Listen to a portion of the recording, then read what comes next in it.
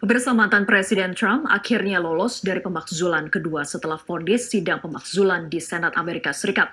Pada Sabtu sore menyatakan Trump tidak bersalah atas tuduhan menghasut pemberontakan terhadap pemerintah Amerika Serikat. Untuk mengetahui reaksi mantan Presiden Trump dan juga Presiden Biden, kita bergabung dengan jurnalis VOA Helmy Yohannes dari Arlington, Virginia, Amerika Serikat. Mas Helmi, bagaimana sebetulnya tanggapan Donald Trump setelah lolos dari pemakzulan kedua ini? Ya, Vera dan pemirsa Metro TV, mantan Presiden Donald Trump mengeluarkan pernyataan yang menyebutkan memang bahwa pemakzulan ini terhadap dirinya merupakan salah satu tahapan perburuan siluman ya, atau witch hunt yang terbesar dalam sejarah Amerika. Tanggapan ini diberikan setelah Senat Amerika membebaskan Trump dalam sidang pemakzulan hari Sabtu kemarin. Dalam pernyataan tertulis, mantan Presiden Trump berterima kasih kepada para pengacaranya yang sudah menegakkan keadilan dan membela kebenaran. Ia juga memberi ucapan terima kasih kepada senator Amerika dan para anggota Kongres yang mempertahankan konstitusi dan prinsip-prinsip hukum yang sakral di Amerika. Dalam pernyataan itu, Trump juga menyinggung soal republik konstitusional yang didirikan di atas aturan hukum yang tidak memihak dan juga perlindungan atas kebebasan dan hak-hak warga ya.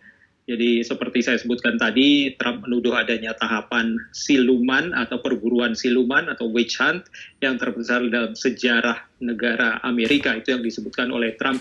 Dan ia juga menekankan mengenai bahwa ia tidak melupakan ada 75 juta orang yang mendukungnya saat Pilpres kemarin, dan itu adalah jumlah yang tertinggi yang pernah diperoleh oleh seorang presiden yang sedang menjabat dalam Pilpres ya.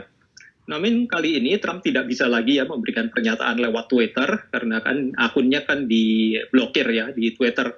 Tapi ada dua putra Trump, yaitu Eric dan Donald Jr. itu mengeluarkan serangkaian posting di media sosial segera setelah Senat Amerika membebaskan ayah mereka lewat pemungutan suara. Eric Trump mengeluarkan cuitan di Twitter yang bertuliskan 2-0, yaitu merujuk pada kedua kalinya Trump dinyatakan tidak bersalah dalam sidang pemakzulan ya. Jadi 1 tahun lalu kan kita ingat pihak Demokrat juga gagal melengsarkan Trump lewat pemakzulan pertama. Vera. Ya, Helmi, sebetulnya bagaimana aturan di Amerika Serikat? Ada yang mengatakan bahwa ini perbuatan inkonstitusional dikarenakan Trump sudah tidak menjabat sebagai presiden lagi, tapi diupayakan untuk dimakzulkan. Ya, itu yang kemarin ketika sidang pemakzulan menjadi debat antara dua kubu ya. Jadi memang kubu dari pembela Presiden Trump ketika melakukan pembelaan itu menyatakan bahwa ini tidak konstitusional karena Presiden Trump sudah tidak menjabat sebagai presiden. Padahal salah satu bunyi dari ketentuan pemakzulan di Amerika adalah untuk remove ya dari jabatan presiden atau melengsarkan dari jabatan presiden. Nah, jadi itu pembelaan yang dilakukan dan itu juga rupanya disetujui oleh dalam hal ini adalah 43 anggota Senat atau senator dari Partai Republik yang berpendapat bahwa hal itu unconstitutional ya, tidak sesuai dengan konstitusi. Tapi sejumlah scholars atau ahli hukum itu menyatakan bahwa itu sebenarnya konstitusional karena bukan hanya untuk melengsarkan jabatan, tapi juga untuk mencegah untuk ikut berpartisipasi atau mendapatkan jabatan publik di Pilpres berikutnya ya. Jadi dalam hal ini 50 anggota Senat maksud saya, senator dari Partai Demokrat, dan ditambah ada 7 juga yang menyetujui dari pihak Republik yang menyatakan bahwa itu konstitusional dan memang maksudnya adalah untuk mencegah Presiden Trump atau mantan Presiden Trump dari maju lagi di Pilpres tahun 2024 ya. Tapi seperti kita lihat kemudian karena bahwa suaranya tadi masih kurang ya, dibutuhkan 2/3 suara dari Senat, ada 100 anggota senator Amerika, jadi butuh 67 suara, kemarin itu hanya dapat 57 suara untuk menyatakan bersalah, jadi akibatnya dibebaskan dari tuduhan penghasutan pemberontakan itu, Vera. Ya, oke. Kalau dari Gedung Putih sendiri, apakah sudah ada pernyataan resmi dari Presiden Biden? Ya, Sabtu malam kemarin ya, late night ya, udah agak malam, Presiden Biden kemudian mengeluarkan pernyataan yang antara lain mengatakan bahwa memang ada 57 senator, termasuk rekor ada 7 dari Partai Republik yang akhirnya memilih untuk menyatakan bahwa mantan Presiden Trump itu bersalah karena menghasut pemberontakan ya. Tapi memang sesuai demokrasi suaranya masih kurang. Tapi ia juga menyatakan bahwa meskipun pemungutan suara itu akhirnya tidak menghasilkan vonis, tapi menurut Presiden Biden substansi dakwaan itu tidak bisa diperdebatkan ya. Bahkan mereka juga yang menentang Trump itu dijatuhi hukuman seperti pemimpin minoritas, dalam hal ini Partai Republik yang minoritas di Senat, Mitch McConnell itu tetap yakin bahwa Donald Trump bersalah, yakni melalaikan tugas ya, dan secara praktis itu dan moral bertanggung jawab memprovokasi pendukungnya sehingga terjadi kekerasan yang terjadi di Capitol. Menurut Presiden Biden ini adalah babak yang menyedihkan dalam sejarah Amerika, yang mengingatkan bahwa demokrasi itu rapuh dan bahwa masing-masing warga Amerika memiliki tugas dan tanggung jawab, terutama para pemimpinnya, untuk membela kebenaran dan mengalahkan kebohongan. Jadi seperti kita ketahui, meski ada 7 senator Partai Republik yang berpihak ke pihak Demokrat, tapi dalam pemungutan suara itu kurang suaranya hanya 67 yang diperlukan untuk memberikan vonis bersalah kepada Trump. Vera. Ya, Helmi, lalu secara umum bagaimana tanggapan warga Amerika Serikat? Karena kita tahu pada 6 Januari lalu juga banyak warga Amerika yang mengecam tindakan yang dilakukan oleh Trump. Ya, kalau jajak pendapat terakhir ya dari Reuters dan Ipsos itu menunjukkan ada 71% warga dewasa Amerika yang sebenarnya yakin atau percaya mantan Presiden Trump itu punya tanggung jawab sebagian ya atas terjadinya kerusuhan di gedung Capitol ya.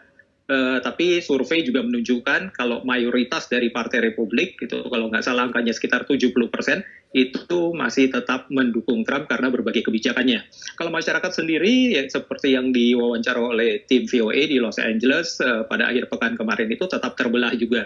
Jadi ada yang sebagian menyatakan bahwa itu konstitusional, memang itu adalah tanggung jawab Trump karena memicu terjadinya kerusuhan berdasarkan kata-katanya, bukan hanya pada tanggal 6 Januari, tapi sudah build up ya selama akhir-akhir setelah Pilpres. Sementara yang lain itu menyatakan bahwa pemakzulan itu adalah untuk melengsarkan presiden. Jadi kalau presiden sudah tidak menjabat ya sudah tidak bisa dilengsarkan. Jadi memang terbelah juga suaranya. Ada yang suaranya memang mendukung adanya pemakzulan, sementara sebagian menyatakan bahwa itu tidak konsekuen. Ya, bagaimana kemudian perkiraan masa depan politik Donald Trump? Karena dari pemakzulan yang kedua kali gagal ini tentu ada impact-nya bagi masa depan politik Trump. Ya, seperti saya katakan tadi, memang sekitar 70% ya pendukung Partai Republik itu masih meyakini bahwa Joe Biden adalah presiden yang terpilih secara tidak sah ya. Ini cukup banyak ya angkanya, itu hasil survei, dan itu juga dikatakan oleh para pemimpin Partai Republik itu sebuah kesalahan ya. Tapi menurut para pendukung Trump itu mereka mendukungnya karena ada berbagai kebijakan yang menguntungkan mereka ya pada periode yang lalu. Misalnya pajak yang lebih rendah, lebih sedikit peraturan, kemudian ada lebih banyak hakim konservatif yang diangkat di Mahkamah Agung ya. Tapi kalau menurut para analis memang masih belum jelas mengenai kepastian nasib dari Donald Trump di dunia politik di masa depan. Tapi yang jelas bahwa Trump ini memang dicintai oleh para pendukungnya, meskipun dicerca oleh sebagian anggota Partai Republik, tapi juga ditolerir oleh sebagian yang lainnya. Kalau para pengamat dari Brookings Institution itu membuat prediksi ya mengenai kemungkinan masa depan Trump ya. Itu antara lain mulai dari dia bisa memimpin nanti Partai Republik, kemudian bisa terpilih kembali sebagai presiden tahun 2024, hingga prediksi dia bisa masuk penjara atau harus pergi ke pengasingan misalnya seperti di Rusia, Arab Saudi atau tempat yang lainnya. Tapi memang setelah lolos ini Trump bisa menjadi target dari tuntutan jaksa karena ada banyak hal-hal mengenai misalnya masalah bisnisnya. Itu yang masih kita tunggu, kita lihat. Tapi yang jelas memang menurut pengamat dari Brookings Institution, sebagai orang yang biasanya bertentangan dengan ekspektasi mengenai perilaku kepresidenan, itu Trump kemungkinan besar juga akan bisa menjadi mantan presiden yang paling tidak konvensional. Itu dulu yang bisa kami laporkan, Vera, kembali ke Anda.